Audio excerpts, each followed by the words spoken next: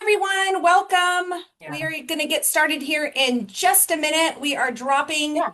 in the chat right now for you access to our slide deck, which you will definitely want to be scrolling through, looking at. There's a Yeah. lot of links, and I'm going to try and monitor the She's switching that waiting room as well. all first semester. Never. And let me drop this back in the chat for everyone. So welcome, welcome. Thank you for being here during your busy workday. We're going to get started here. So we would like to record this roundtable discussion to share with individuals who express their interest, but unfortunately are not able to join us today. So we do record and send this out to our friends who registered but are unable to attend. So we've got one more coming in the waiting room. So let me drop that in the chat. So welcome. All right. All right, we will get started. Welcome to Connect and Access. And we are thrilled to have you join us for this roundtable discussion where educators and state system of support partners from across California come together so we can collaborate, problem solve, and share insights. And today we are excited to welcome our guests from the statewide system of support. And we are going to engage in a conversation all about the Individualized Education Program, IEP. So we will get started. So before we begin, we want to make sure that you have access to all of the resources from today's session. So the QR code on the left or the link on the left will take you directly to our slide deck. And the QR code and the link on the right will give you access to what we're calling the SSOS Connect and Access Implementation Guide. And this is going to be a resource where you can bookmark it, save it, share it with others, and we're going to be linking while our partners on the call are sharing about their resources. We'll be on the back end linking all of those resources. Instead of dropping them in the chat, then you lose it when you leave the meeting. We're going to have it in one spot here for you. So be sure to access that resource. And then quickly, we just want to tell you a little bit about all of us who are on the call. So I am Leah Padilla. I'm one of the coordinators with Open Access, and we are housed out of the Placer County SELPA and Placer County Office of Education. And Lori Balsano Wright is the other coordinator of Open Access here on the call. And we are honored to have some of our partners within the statewide system of support with us. So we have Aubrey from Pathways to Partnership, and Vanessa from Project MuSE, and Jen from High Quality IEPs. And they'll be introducing their projects here in a second and telling you more.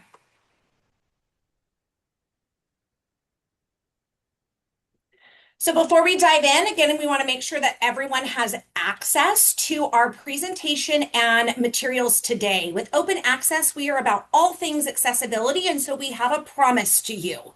We are dedicated to those principles of universal design for learning, ensuring that everything that we provide is accessible. So just a few strategies that you can see here on the slide, we are modeling for you today.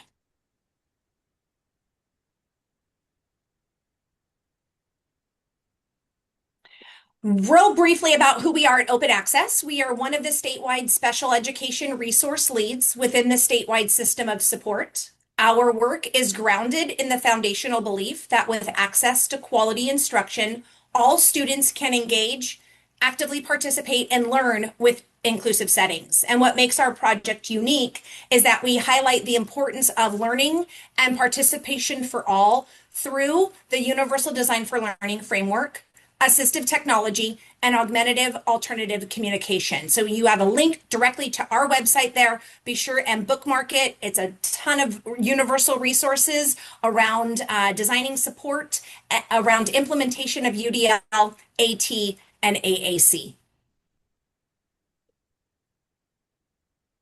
All right, so we want to get into today's topic of discussion. And we are going to center our discussion around this powerful question. So, how do we develop and implement IEPs that are student-centered, aligned to grade level standards, and designed to improve meaningful outcomes?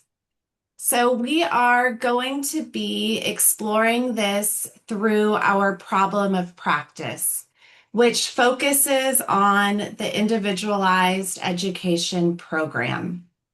And we're going to look at four common root causes that maybe consistently might show up. So, the first one we might see could be inconsistent IEP development and implementation. So, maybe where the quality, clarity, and follow through vary from student to student. Another thing we might see is limited progress monitoring and data use. So, this can make it difficult to show if IEP goals are truly, having that progress there.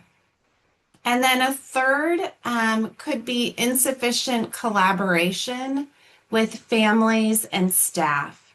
So this might lead to plans that may not fully reflect the student's strengths, priorities, or the realities that are happening within the classroom.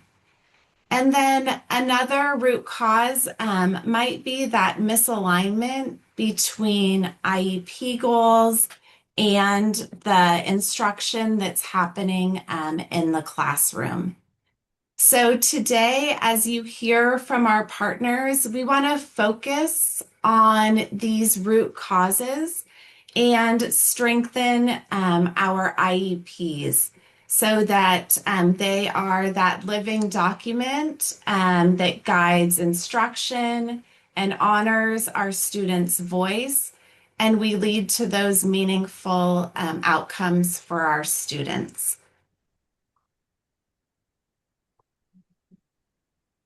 All right, so we are ready to bring in our statewide partners by showing how each of their initiatives support improved student outcomes in academics and overall achievement. So, three key partners in this work today are Pathways to Partnership, Project MuSE, and High Quality IEPs. Pathways to Partnership advances a shared understanding of dispute prevention and resolution by strengthening mediation and facilitated IEP skills, building collaborative communities of practice, and fostering trust between families and educators across California. Project MuSE, multilingual students with exceptional needs, strengthens our practices that support students who are both English learners and eligible for special education. Their work connects and facilitates multidisciplinary teams to improve collaboration and better serve our dually identified students. And last but not least, we have high quality IEPs who serve families and LEAs across California by providing training and resources to support meaningful participation and engagement. So without further ado, I'm going to hand it off to Vanessa from Project MuSE. All right. Thank you so much, friends, for being here today. My name is Vanessa Lopez, and I'm one of 5 team members at Project MuSE. We have Dr. Deborah Montoya and Christina Zavala, who bring our bilingual assessor lens, school psychologists by training, SELPA directors, either in the past or currently, and special education directors as well. Jessica Carruthers-Ragiotis is our extensive support needs, significant cognitive disabilities students who are also English learners lens. She spent time as a teacher in an ESN setting, as well as being a program coordinator for our county-run programs. And Susana Avila, who is our early childhood expert, who was a teacher in an extensive support needs setting, working with students who are dual language learners. learning, meaning our littles who have a home language other than English and are concurrently developing English. And me, my background is as a special education teacher. I taught for 18 years and was an English language learner coach in a K-6 setting, and then came over to Imperial County SELPA 8 years ago, where I'm currently at and part of Project MuSE. So really our focus, as Lori mentioned when introducing the projects, is all about strengthening multidisciplinary collaboration. The mission is that building capacity and facilitating MDTs to meet the unique needs of students who are dually identified as English learners and a student with a disability. And really our key philosophy is to move away from a compliance-based model to a fully inclusive, assets-oriented instructional design. And really, if we were to put it all in a phrase, we would say that we want to move in a way where we don't see language and disability as separate silos, but rather the whole student, right? Integrating those dimensions of identity so that when we develop that individualized education program, we're not focused in on just one dimension, but rather the whole child, so that we can develop and implement an IEP that is responsive to all of those needs. So like open access, we have a one-pager that gives you a little bit more information about our project because we recognize that the complex needs of English learners with disabilities is not something that can be easily addressed. However, we recognize that our time is limited. It's one of the most precious commodities that we have and oftentimes lacking. So we like to put the most relevant information in our top resources in a one-pager so that when you have a chance to take a look and peruse our website, you have a way to link you in there and give you a starting point depending on your role or your immediate area of need. Next slide. So given the focus today, which is addressing inconsistent IEP development and implementation, we find the challenge to be that an IEP sometimes focuses on disability while ignoring language proficiency or vice versa, right? This notion that we have to focus on one thing at a time or one thing only, because we always have that notion also of like, oh my goodness, like, am I overstepping into somebody else's lane? Well, our strategy is that we develop an integrated IEP, and we do this via collaborative multidisciplinary teams. We need guidance on incorporating English language development, ELD into the IEP. We want to look at English language development not just as a course, not just as comprehensive ELD, but really that development of language as a whole. And we want to do that by looking at linguistic variance as linguistic assets, standardizing the use of the home language surveys and LPAC data during these initial assessments and annual reviews are helpful in having that conversation. However, it doesn't end just there. It's not just that snapshot in time. It's really having that constant collaboration with team members so that when we look at developing that IEP and implementing that IEP, oftentimes we look at situations not working, practices not working, because implementation fails when labels are treated as separate plans rather than one cohesive roadmap. And that is where that collaborative piece really kicks in. Which brings us to progress monitoring and data use. Again, we recognize that our data systems, sometimes like our roles, can be very siloed. So really keeping that dually ID'd lens is going to be critical. Oftentimes, traditional progress monitoring fails to distinguish between a language acquisition gap and a learning disability. And if we don't have meaningful discussion within that initial point where we're determining if further assessment might be necessary or what pre-referral activities might look like for our English learner students, we run into this really difficult ball of yarn to unravel, right? And so Project MuSE supports triangulating data, using a triad of data, LPAC scores, formative ELD assessments, IEP goals and progresses against any and including any and all other data points that you're using, and really focusing in on having culturally responsive monitoring, which involves training teams to look for dual progress across primary language and English. And then implementing data chats that include an EL specialist and EL TOSA to interpret progress accurately. Because as we mentioned, this is a multidisciplinary team approach, and I've yet to meet that individual who is an expert in all of the areas. So I say tag your partners in, Wonder Twins Unite, bring your powers together so that we can have these meaningful conversations.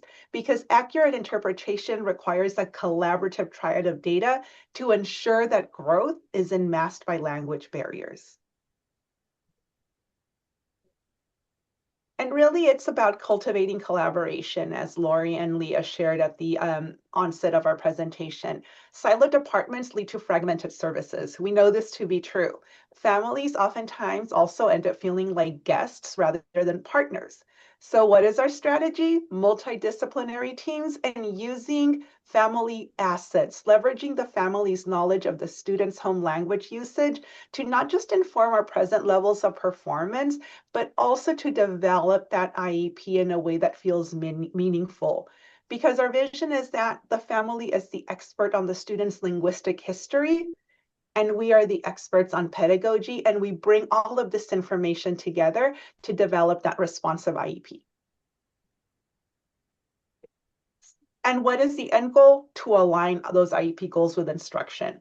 We want to develop goals that are linguistically accessible, and we want to embed UDL-based linguistic scaffolds. And again, we are huge proponents of universal design for learning because we want to, from the onset, design instruction that provides multiple means of representation for language learners. That way, we can ensure that those IEP goals are written to be achievable to the students' current English proficiency level, hence linguistically appropriate goals and objectives. So if a goal requires explaining, then we want to ensure that a student has sentence frames. So those considerations when developing goals are critical because we don't want to just stay with what our end result within a year's time is going to be, but what are those linguistic supports for our English learners that we can provide embedded with the goals to ensure that this in fact happens. And what is our call to action? Systemic change happens when MDTs connect to bridge the gap between language and ability. No other way around it. We must come together and collaborate. And we want to invite you to visit our website, Project MuSE, multilingual-swd.org, so that you can find relevant information and resources. Why? Because collaboration is the bridge between identification and achievement and appropriate implementation. With that, I'm going to hand it back to the Open Access team to introduce our next group. Thank you so much, Vanessa. And I'm going to pass it over to High Quality IEPs. And Jen, it is all yours. Perfect. Thank you. And I love following Project MuSE because we are big fans ourselves and have utilized a lot of their resources and collaborated with them in development of ours. My name is Jennifer Yales, and I'm happy to be here today. I'm also here with Heather DeFede, who's our Executive Director from East County SELPA, as well as Noreen Rodriguez-Lippincott, and she's our Program Administrator on the project. Also on our team is Leo Mapagu and Hinda Narif. We are a collaboration of two SELPAs, East County SELPA and Northwest SELPA. Oh, that's me. Our vision, as was briefly introduced earlier, and we're all about grounding in equitable practices and support to remove barriers, create a sense of belonging and for our students and families, so we can foster meaningful participation and ultimately that resulting in educational benefit for our students. We like to start our presentations by recognizing that this is a journey in the IEP, and you'll see in our resources when we go through them that it is beyond just one day and one meeting or multiple meetings. It is a journey, and there are many faces and experiences of those people involved in this journey and the IEP team. So for our families, our students, and for us as educators, We come to the table with a lot of experiences, and those experiences play and affect our role and how we participate in the process. And that each of us have values. So all of our IEP team members have value. I want to start and take a moment to say that our resources and the work that we do is grounded in the Individuals with Disabilities Education Act. And IDEA, or often referred to as IDEA, focuses on providing students with a free, appropriate public education. And how we get there is really important. And the first way is through our procedural requirements. And IDEA sets forth procedural requirements that are very clear cut and stipulated in educational code. And those requirements are often seen in when we need to do things like timelines and how we need to do things. So the required information that needs to be a part of it. So understanding that when we have an IEP template or form, that there are requirements already set forth and things that we must do prior to that meeting, during that meeting, and after that meeting. We also have what are called substantive requirements, and that is an IEP that meets substantive requirements could be considered to be educationally, meaningfully relevant and benefit that child. So it's not specifically detailed in the law, but it represents the what we write, which must be reasonably calculated in light of the child's individual circumstances. So that's how we know it's individualized for the specific students. And then lastly is the implementation piece of it. So when we're working together, it's like a three-legged stool. We not only have to do what IDEA specifically tells us, and in light of the child's individual circumstances, but we have to monitor what we wrote in the plan to ensure that it is beneficial. The child is making progress towards it, and it's been reasonably calculated to meet that child's need. So we have to have all these three components of the IEP. So when I like to make sure that we understand this, because when we say compliant IEP, when it's not just about writing something that's appropriate for the child and is in accordance with procedural requirements, but it's also benefiting the child. And that's that implementation piece. So I'm truly appreciative of today's topic for that reason.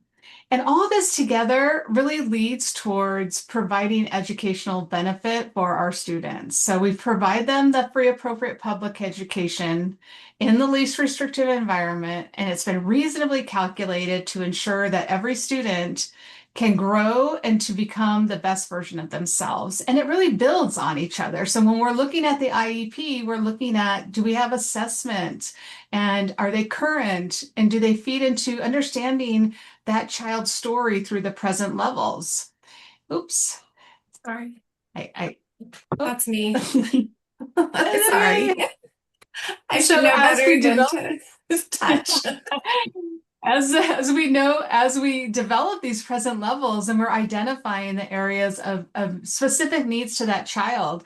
And then based on those needs, we're providing goals. We're writing goals to help them meet their needs. And then around that, providing those supports and services so that we can unlock what we call here our educational benefit. So let's talk about specifically how we address that in the High Quality IEPs project. I'm going to move through these a little bit quickly, but I want to allow you, and I think one of my partners can put in the chat the highqualityiEPs.net website. And we want to invite you to take a journey with us, whether you're a parent or an educator or student. And today I'm going to walk through that journey for educators so we can talk specifically about some of our topics today. So I'm going to go into our Educator IEP Toolkit. And you'll notice in our Educator IEP Toolkits, we actually have 3 toolkits. And we have a Special Education Provider Toolkit and an Administrative Designee Toolkit and General Education Teachers. So for everyone, all inclusive here. But let's hone in on the special education provider toolkit. And today, because we're talking about addressing IEP, what's written in the IEP, and then actual implementation, I'm going to head on over to the during the IEP meeting.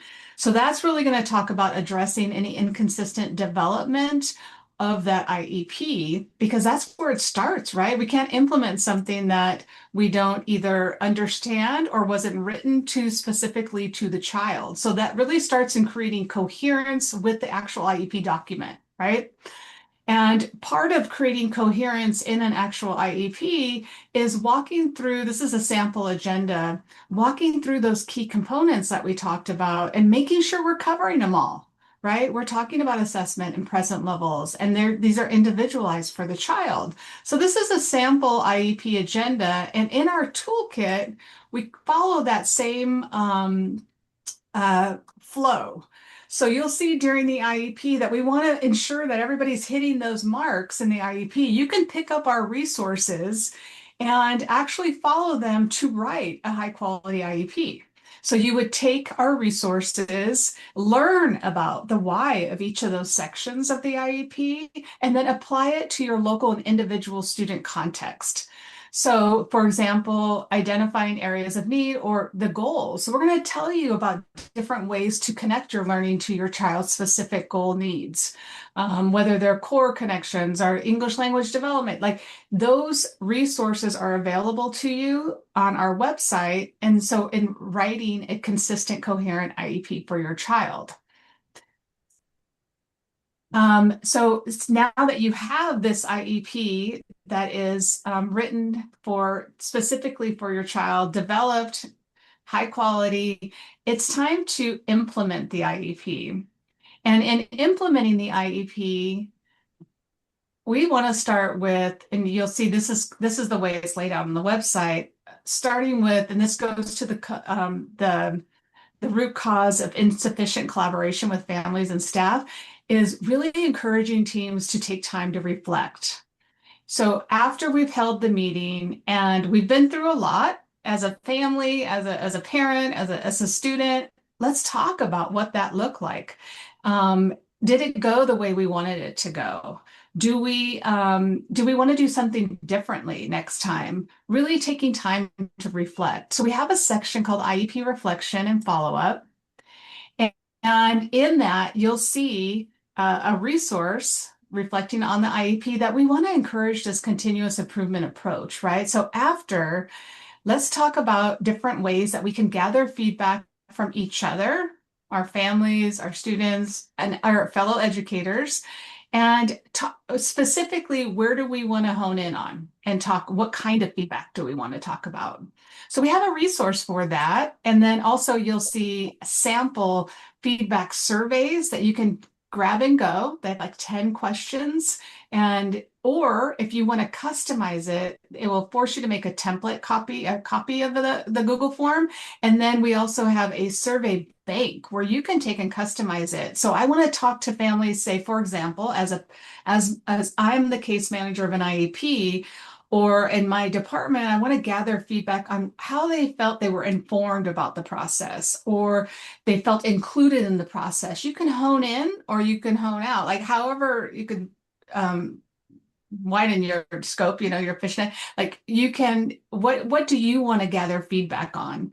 And so we've started the survey bank for you so that you can customize it to what you are trying to improve upon your practice, or you want to know more data around. So this comes about strengthening and involving the parent, not only before, which we have a lot of resources for too, but after the IEP, right?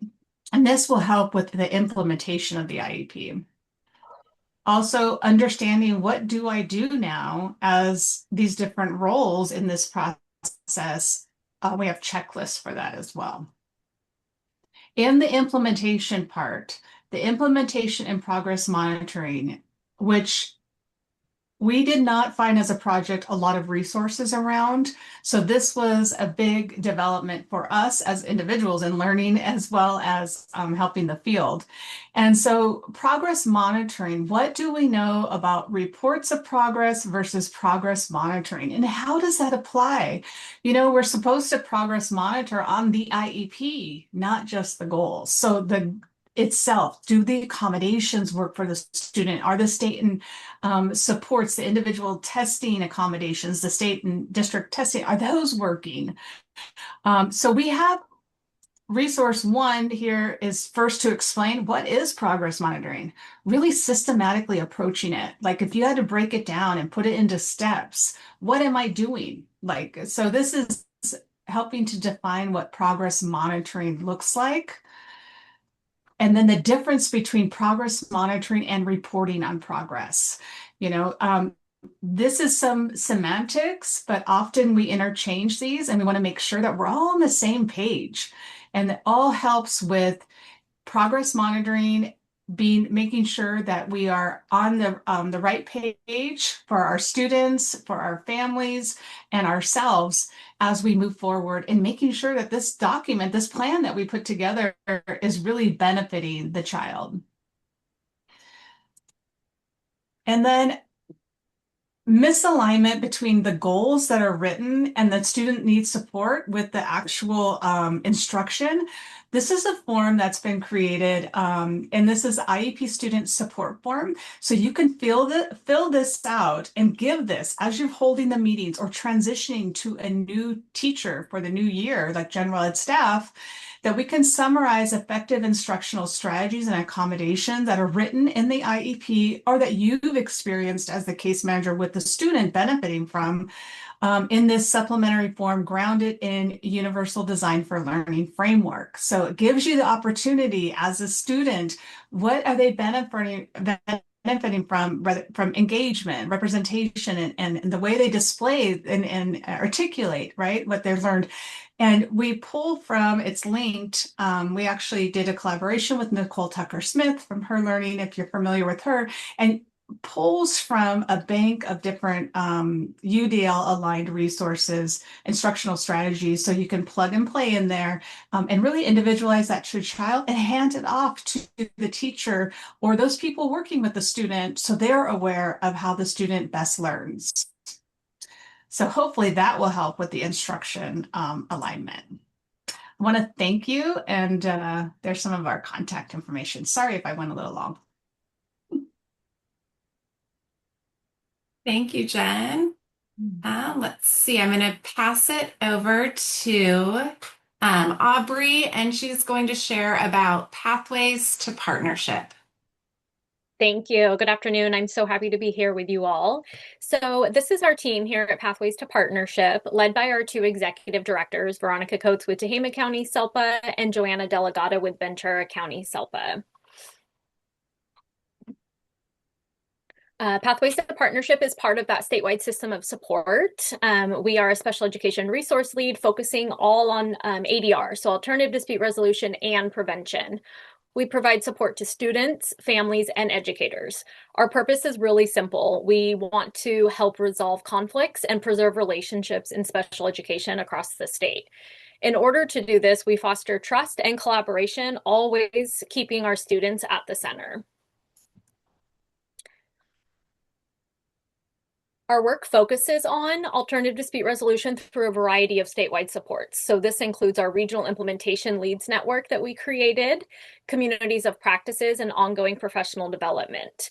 We also develop practical resources and tools, support statewide system of support collaboration, working with our other special education resource leads, and providing technical assistance to the California Department of Education, to SELPAs, to LEAs, and families. Overall, our goal is to strengthen systems, build that capacity in regions, and support effective problem solving across all levels of the system.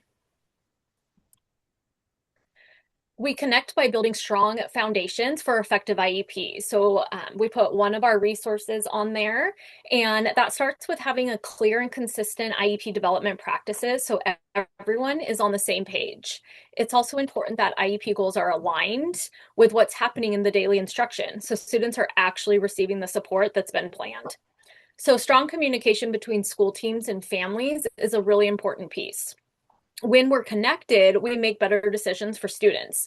And by identifying those root causes early, we can prevent those gaps in services before they happen. So the resource that's listed here for you is creating a shared space, which can be helpful in supporting this work and strengthening those connections. Ultimately, connection creates that clarity when everyone is aligned and students then receive a more cohesive and purposeful support. Next, we collaborate. We collaborate by working together to improve outcomes for students. It's about increasing meaningful collaboration between educators, specialists, and families. Each person, as my partners have said today, each person brings a different perspective. We're all experts in different areas. And when those perspectives come together, we get a more complete understanding of the student. We also want to build a shared understanding of students' needs and IEP goals, so everyone is working towards the same outcomes. When challenges come up, collaboration allows us to address those inconsistencies in implementation through a team-based problem-solving approach rather than working in these individual silos. So this resource listed here, the active listening resource, can support this work by helping ensure that all voices are truly heard and understood during collaboration. Support. So how we support student success through collaboration, trust, and shared problem solving. So using data and progress monitoring helps us guide decisions and adjust instruction based on the student's needs. We focus on clear communication and strong relationships so teams stay aligned and conflicts are minimized. When supports are tied to IEP goals and implemented consistently, it builds trust and improves outcomes. Our process toolkit resource listed here on this slide really helps teams stay consistent and organized in how they plan and monitor supports. So at Pathways to Partnership, we've developed a community of practices, both statewide and regionally, to support this work. So I mentioned our regional implementation leads. That is critical in this work because our team is very small. We can't make the system change by ourselves. So we're leaning upon the experts in the field. These regional implementation leads have created community of practices. So these community of practices help build a shared culture and strengthen capacity to prevent and resolve conflicts. If you're not yet participating in your regional COP, reach out to us and we can connect you with your regional implementation lead. We also have a statewide community of practice that we host, and we had the last time our community of practice met, we had over 100 participants across the state. So please let us know if you would like to attend those as well. You can find more of our resources on our website, where we continue to share tools, guidance, and support to strengthen IEP implementation and collaboration. Some of our amazing resources are co-developed with our partners here today on the screen. We've done lots of resources with High Quality IEPs, with Open Access, Project MuSE. So feel free to check out and explore and use what best fits your needs, and check out our website. And the very last slide here, this is how you can connect with us. So thank you so much for your time. We appreciate your engagement and all the work that you all do to support students. Stay connected by following us on social media or reaching out to us via email. All right. Thank you so much, Aubrey. And thank you all of our partners for sharing about your projects. All right. So now that we've heard from our SSOS partners and all of their wonderful resources and their strategies and examples, we're going to now shift into kind of an open conversation, a roundtable discussion. This can be facilitated Q&A using the prompts on the slide. They're open for you to access and think about how this might hearing what you've heard today, how can you apply this information in your own district or school site? So this is all about that connecting to the partners on the call, accessing their resources. These questions on the slide are just ideas to spark a discussion. Feel free to pick one that fits your context. You can unmute, drop in the chat. We would love to hear from you, and our partners on the call can jump in with examples, clarifications, or connections to supports as we go. So I'll pause there.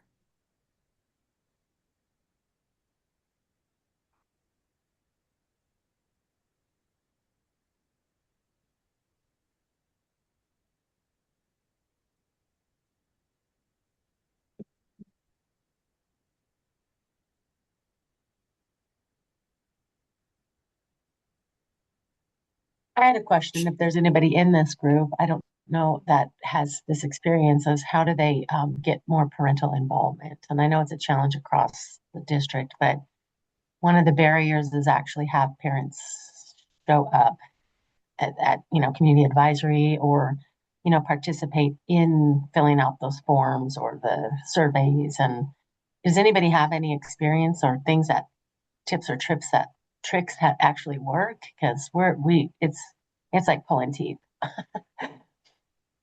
I am sure you are not alone. And Yeah. can any of our partners on the call kind of think about how they've supported others with this? Mhm. I know for us, what we've learned is helping families to understand how they can educate. First, one, to fully appreciate what it means to be engaged and from our educators' side. For example, oftentimes we think by handing a family an envelope with the invitation that we're engaging them when really we're just informing them. And so us understanding one, what true engagement looks like and that shared kind of co-responsibility. The second thing we've also found is that how does that look for a family? Like expecting someone to become involved by helping them to walk with them and provide them the resources that will help to empower their voice and their contribution. And for example, we have what we're building right now is our family toolkit, IEP toolkit. And Yeah. one resource that has been really successful is the Building on My Strengths. And that provides the family, and I think maybe Heather, you can, well, she'll drop that in the chat. That provides the family an opportunity to reflect prior to the meeting in order to make meaningful contribution during the meeting.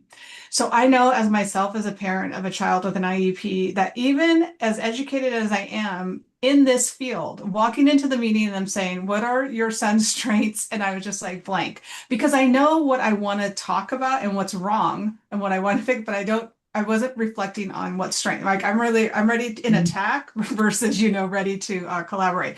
So this provides an opportunity for families to really reflect on everything, like the whole child versus just what's going on wrong, right? Because we want to build from strengths. And if they understood that approach, then maybe they're more likely to contribute, right? So this is a resource for them, and we'll have many more in the future. One of many That's what I'm resources. kind of looking for is those family, that I guess that family Yes. link. I feel like it's been coming forever, like it's been working on Yeah, it. yeah. So And then we also have a checklist for families too, yeah, because this then front loads them that there are things I can do and I have power yeah. which to do them. And I don't have to figure them out myself or find them on Google, right? So those are a couple of resources. So you do have a few things on there for parent. Okay, I Yeah, haven't looked at yeah. that. Okay, all right. So yeah, it's getting there. And Thank you. to add to that too, you'll see one Mhm. called a family communication preference. Oh yeah, Because some yeah, parents appreciate the phone call, yeah. some want the email, some want the in person, so really kind of making that touch point initially and doing those little pieces that really feel individualized and make that initial connection and start building the relationship. Yeah, I because think that's relationships aren't built one time a year, like, yeah. oh, let's go and we're going to have a meeting, right? And then, so we often tell family, us as educators, like those points of contact are what build trust over time, right? You don't automatically trust someone. And then when there are times of conflict, you're more likely to forgive someone you're closer to than you're not, because we all make mistakes, right? So. Thank And you. just to build on what Jen was saying, and Noreen, we encourage you to sign up for our contact list on our website because those parent resources are going to be out this summer and you'll be in the know and the first to know if you sign up for our contact list on our website. I am pulling everything that's being dropped in the chat right now and adding to that resource talk. So I'm multitasking here. So thank you for that question. I'm sure you're not alone in that. So, anyone else?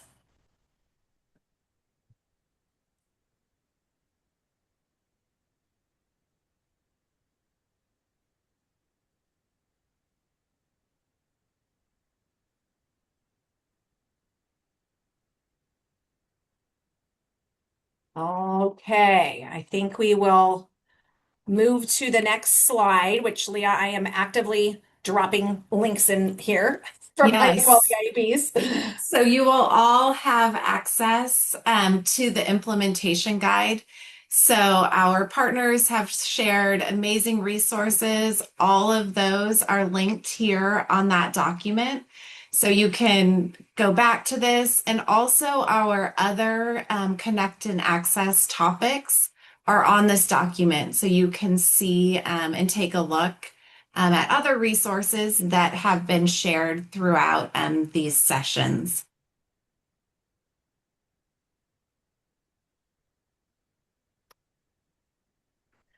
Okay, I think I just grabbed those last couple links. They're on the doc. There's a lot on there, so be sure and grab that resource that Leah was just talking about. But as we close, we would love for each of you on the call to just think about a commitment to action.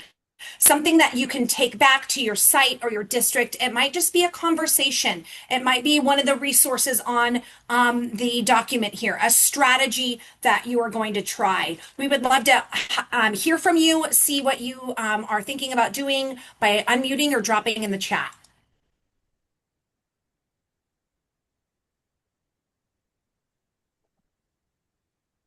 Well, from that question, I thought would be great would be for our toolkit that we're developing or something around it, ways for LEAs to connect, like different ways to connect with families outside the IEP meeting that are relevant to the IEP, like for us, but I thought maybe some little thing like that, like Yeah, that gave me inspiration yeah, from that question. love that idea.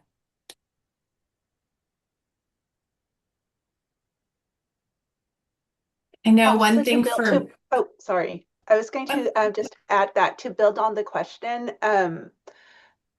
about how to connect with families. I think when we're talking about especially dually identified students or students whose home language is one other than English, just leveraging existing resources within your LEA is great. Like I know some LEAs might have liaisons, community liaisons, or if they have, like different individuals that work with facilitating wraparound services and supports, is really helpful in building those family relationships when one of those individuals speaks the home language, or if you have somebody who speaks the home language and can communicate with the family to share with them different ways in which they can engage. We are currently working and producing some parent-friendly explanation of the procedural safeguards in different languages. So it's a little video series that talks about how to, everything in the procedural safeguards, but broken down in a way that's easy to understand. So far, we have the English produced, the Spanish produced, and we're working on Cantonese. And those are going to be published also just to facilitate that conversation, because oftentimes we know what that looks like, right? You sit around the table, it's like, oh, here's a copy of these documents. If you have any questions, let us know. And already I'm showing up as a parent feeling like I'm alone against this table full of people. Like, what am I going to ask? Right. And it is a dense document. So we're hoping that those videos can facilitate that conversation and that understanding. So for that easy to read one that you guys created, do you know if that's like in replacement of offering the ones we legally provide or in addition to? It's a supplemental? A supplemental. We actually just partnered with Pathways in creating, and I think it's a companion guide for parents Okay. just All right. put out. Companion. Okay. But this is different than what Vanessa was just talking about, which we should talk, Vanessa. But the Heather dropped it in the link and link in the chat for you.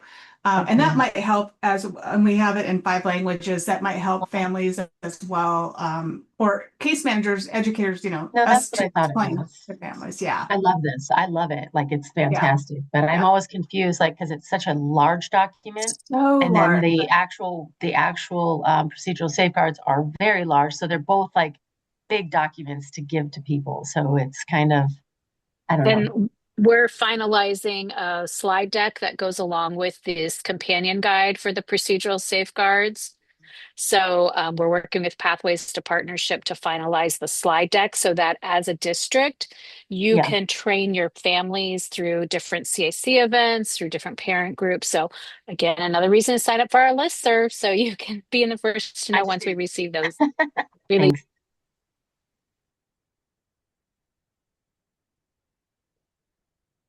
All right. And I'm seeing lots of things dropping in the chat. I'm continuing to add those resources.